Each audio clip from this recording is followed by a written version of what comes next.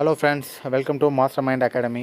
இந்த வீடியோவில் நம்ம எதை பற்றி பார்க்க போகிறோம்னு பார்த்தீங்கன்னா, நம்ம தமிழ்நாடு கவர்மெண்ட் வந்து சூப்பரான ஒரு ஜாப் ஆப்பர்ச்சுனிட்டி விட்டுருக்காங்க. ஊரக வளர்ச்சித்துறையில் வேலையை விட்டுருக்காங்க. எல்லா மாவட்டத்துக்கும் விட்டுட்டே தான் இருக்காங்க. இப்போ எந்த மாவட்டத்தில் விட்டுருக்காங்கன்னு பார்த்தீங்கன்னா, நம்ம தருமபுரி மாவட்டத்தில் தாங்க விட்டுருக்காங்க.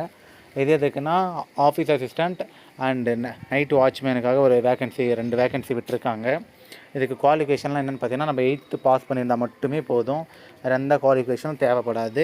சேலரியெல்லாம் எவ்வளோன்னு பார்த்தீங்கன்னா, 15,700 ஸ்டார்டிங்கு. அரௌண்ட் 50,000 வரைக்கும் உங்களுக்கு சேலரி கொடுப்பாங்க. இந்த ஜாப்க்கு எப்படி அப்ளை பண்ணுறதுன்றதை நெக்ஸ்ட்டு பார்க்கலாம். மறக்காமல் சேனல் லைக் பண்ணிக்கோங்க. வாங்க வீடியோக்குள்ளே போகலாம். ஓகே ஃப்ரெண்ட்ஸ், இந்த ஜாப் நோட்டிஃபிகேஷனில் பார்த்தீங்கன்னா, நான் சொன்ன மாதிரி தான் அலுவலக உதவியாளர் அண்ட் நைட் வாட்ச்மேன் 2 போஸ்டிங்க்கு வேகன்சி விட்டுருக்காங்க. ஆள் எடுக்கிறாங்க. சேலரியும் நம்ம சொன்ன மாதிரி 15,700 15,000 வரைக்கும் இருக்குது. சரிங்களா?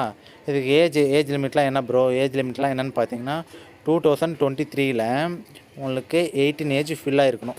சரிங்களா? அது கம்மியாக இருந்தால் எடுத்துக்க மாட்டாங்க. 2023ல் உங்களுக்கு 18 ஏஜ் ஃபுல்லாக இருக்கணும் ப்ரோ. சரிங்களா? அதுக்கப்புறம் வகுப்பு, அரசாணை இதெல்லாம் அவ்வளோ தேவையில்லை. மொத்த பணியிடங்கள்னு பார்த்தா மொத்தம் டோட்டலாக 2 வேகன்சி விட்டுருக்காங்க. இன சுழற்சி எண் மற்றும் இட ஒதுக்கீடு மொத்தம் 2 வேகன்சி தான் இருக்குன்றதுனால அப்படி அவ்வளோ இன சுழற்சியெல்லாம் இருக்காது. நீங்கள் அப்ளை பண்ணால் கண்டிப்பாக உங்கள் வீட்டுக்கு கால் லெட்டர் வந்துடும். நீங்கள் டேரெக்டாக இன்டர்வியூ மூலமாக மட்டும்தான் செலக்ட் ஆகிற மாதிரி மோஸ்ட்லி உங்களுக்கு இருக்கும். சரிங்களா? அப்புறம் எஜுகேஷன் குவாலிஃபிகேஷன் என்ன பார்த்தீங்கன்னா, முன்ன சொன்ன மாதிரி தான் ஆஃபீஸ் அசிஸ்டண்ட்டுக்கு வந்து 8th படிச்சிருந்தால் மட்டும் போதும். அதே நைட் வாட்ச்மேன் இல்லை நான் வாட்ச்மேனுக்கு அப்ளை பண்ணுறேன் நைட்டாக உங்களுக்கு ஜஸ்ட்டு தமிழ் எழுத படிக்க தெரிஞ்சிருந்தால் மட்டும் போதுமானது. அப்புறம் இந்த அப்ளிகேஷன் ஃபார்ம்லாம் எங்கே எடுக்கிறது ப்ரோ, எப்படி ஃபில் பண்ணுறது அப்படின்லாம் கேட்டிங்கன்னா, இந்த வெப்சைட் இருக்குது பார்த்தீங்கன்னா, இந்த வெப்சைட்டில் போய்ட்டு நீங்கள் அந்த அப்ளிகேஷன் ஃபார்மை டவுன்லோட் பண்ணிக்கலாம். நீங்கள் அவ்வளோலாம் பண்ண தேவையில்லை. நான் கமெண்ட் பாக்ஸில் டிஸ்கிரிப்ஷன்லையும் உங்களுக்கு லிங்க் கொடுத்துட்றேன். நீங்கள் அப்ளிகேஷன் ஃபார்மை டவுன்லோட் பண்ணி ஃபில் பண்ணிக்கோங்க.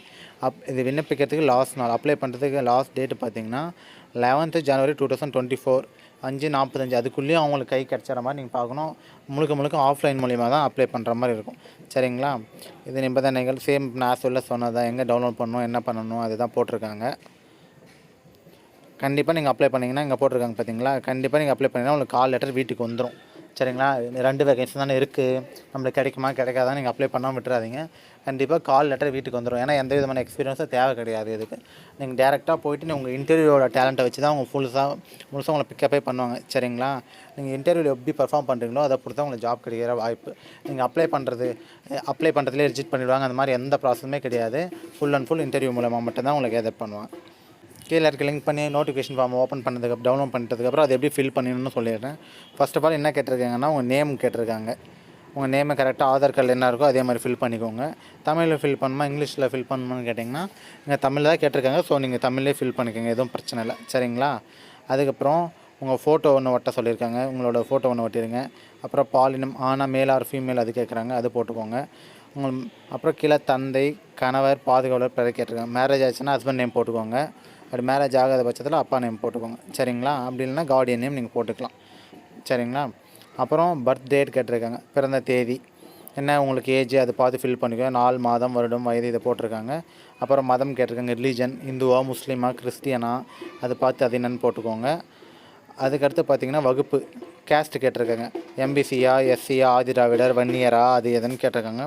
அதையும் மென்ஷன் பண்ணிக்கோங்க. அது மென்ஷன் பண்ணது மட்டும் இல்லாமல் நீங்கள் ஆதி திராவிடரா இல்லை வன்னியரா அப்படின்ட்டு கீழே தமிழ் எழுத சொல்லி கேட்டிருக்காங்க. அதையும் ஃபில் பண்ணிக்கோங்க. கல்வி தகுதி நீங்கள் என்ன குவாலிஃபிகேஷன் முடிச்சிருக்கீங்க, நான் 8th முடிச்சிருக்கேன், நான் 10th முடிச்சிருக்கேன், இல்லை நான் 12th முடிச்சிருக்கேன், நான் டிகிரி பண்ணியிருக்கேன், எது பண்ணியிருந்தாலும் ஜாபுக்கு நீங்கள் எலிஜிபிள் தான். பாஸ் ஆகிருந்தால் மட்டும் போதும். அதோட சர்டிஃபிகேட் உங்கள்கிட்ட இருந்தால் மட்டும் போதும். சரிங்களா?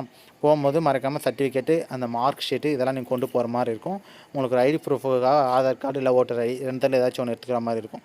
இது எல்லாத்துக்கும் மேலே ஃபஸ்ட்டு நீங்கள் அதோட அப்ளை பண்ணும்போது அதோட ஜெராக்ஸ் காப்பியெல்லாம் வச்சு அப்ளை பண்ணிடணும்.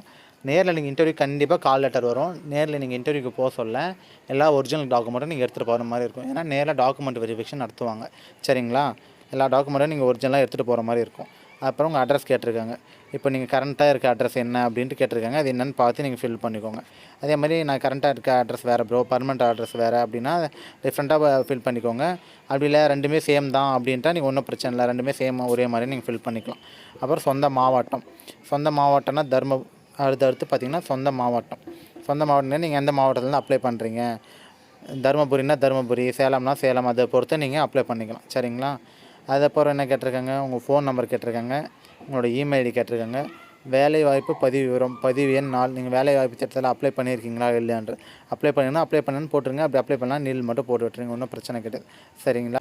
அரசு பணிகள் சேர முன்னுரிமை பெற்றவரா? அப்படி அரசு பணிகள் சேர முன்னுரிமை பெற்றவரானா உங்கள் வீட்டிலேருந்து யாராச்சும் ஒரு விதவைங்க இருக்காங்க, அப்படி இல்லை நான் கொரோனாவில் எங்கள் அப்பா எங்கள் அம்மா யாராச்சும் இறந்துட்டாங்க, இல்லை நான் மிலிட்ரியில் அடிபட்டு பிரிட்டாக இருக்கேன், அந்த மாதிரி இருக்குதுன்னா உங்களுக்கு அந்த சர்டிஃபிகேட்டை நீங்கள் எடுத்துகிட்டு போய் சப்மிட் பண்ணுற மாதிரி இருக்கும். அவங்களுக்கு முன்னுரிமை வழங்கப்படும்னு போட்டிருக்கு. சரிங்களா? அப்புறம் கடைசியாக பார்த்தீங்கன்னா 4 இடம் அப்ளை பண்ணுற அன்றைக்கி அப்ளிகேஷன் நீங்கள் அப்ளை பண்ணுற டேட்டு, எந்த இடத்துலேருந்து எந்த மாவட்டத்துலேருந்து அப்ளை பண்ணுறீங்க அது போட்டுக்கோங்க. உங்களோட சிக்னேச்சர் மறக்காமல் போட்டுட்டு நீங்கள் அப்ளை பண்ணிக்கலாம். ஓகே ஃப்ரெண்ட்ஸ், அவ்வளோதான் ஃப்ரெண்ட்ஸ் இந்த வீடியோ. இது மேலே எதுவும் டவுட் இருந்துச்சுன்னா மறக்காமல் கமெண்ட் செக்ஷனில் கமெண்ட் பண்ணுங்கள், நான் அது கண்டிப்பாக ரிப்ளை பண்ணுறேன். தேங்க்யூ.